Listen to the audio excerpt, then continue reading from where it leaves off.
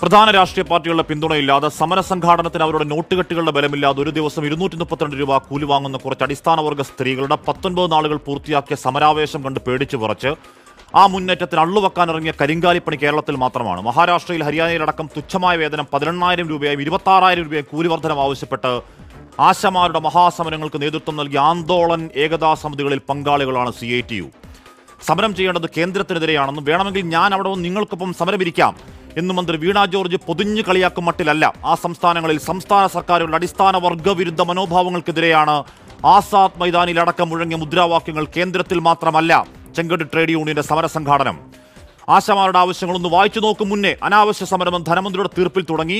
പാട്ടപ്പിരിവുകാർ, ഈർക്കിൽ പാർട്ടി എന്നൊക്കെ ഒരു അടിസ്ഥാനവർഗ നേതാവാണെങ്കിൽ അയാളുടെ വായിൽ നിന്ന് വന്നുകൂടാത്ത മുതലാളി അഹങ്കാരം നാറുന്ന വാക്കുകളിൽ പകച്ചു പോകാത്തവരാണെങ്കിൽ മര്യാദയ്ക്ക് സമരം നിർത്തി ജോലിക്ക് കയറിയില്ലെങ്കിൽ പട്ടണിയിലാക്കും എന്ന തിട്ടൂരത്തിൽ പോയി പണി നോക്കെന്ന് പറഞ്ഞവരാണെങ്കിൽ കുമ്പച്ചൂടിൽ മുഖം കരിവാളിച്ചിട്ടും ഇച്ഛാശക്തി ചോരാത്തവരുടെ കരുത്തം കൂട്ടമെങ്കിൽ CITUവിന്റെ ഈ ബദൽ സമര കൊട്ടേഷൻ കണ്ട് പാതിയിൽ തീർത്ത് പായ് മടക്കി വീട്ടിൽ പോയി മിണ്ടാതിരിക്കുമെന്നാണോ സഖാവെ? മൗഢ്യമാണ്.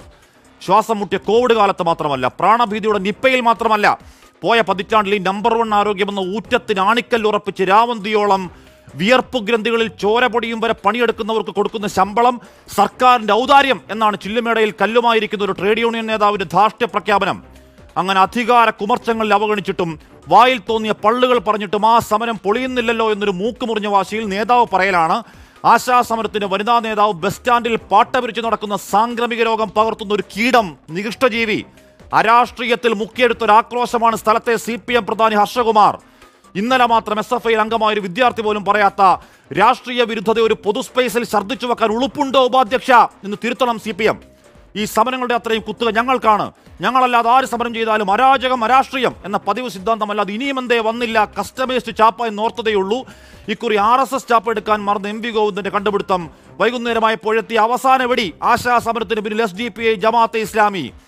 ചാപ്പയടിച്ചുണ്ടാക്കിയ അധിക്ഷേപങ്ങൾ, ഇണ്ടാസിറക്കിയ വിരട്ടൽ, അധികാരത്തമ്പ്രാക്കന്മാർ പല വഴിക്ക് തകർക്കാൻ നോക്കിയിട്ടും അമ്മമാരെ, ചേച്ചിമാരെ, തരിമ്പിനൊന്ന് പോരാത്ത നിങ്ങളുടെ സമരവീര്യമുണ്ടല്ലോ, അതിനു മാത്രമാണ് അഭിവാദ്യങ്ങൾ. സാക്ഷാൽ ഭഗത് സിംഗിന്റെ മുദ്രാവാക്യം ഇൻകുലാബ് സിന്ദാബാദ്.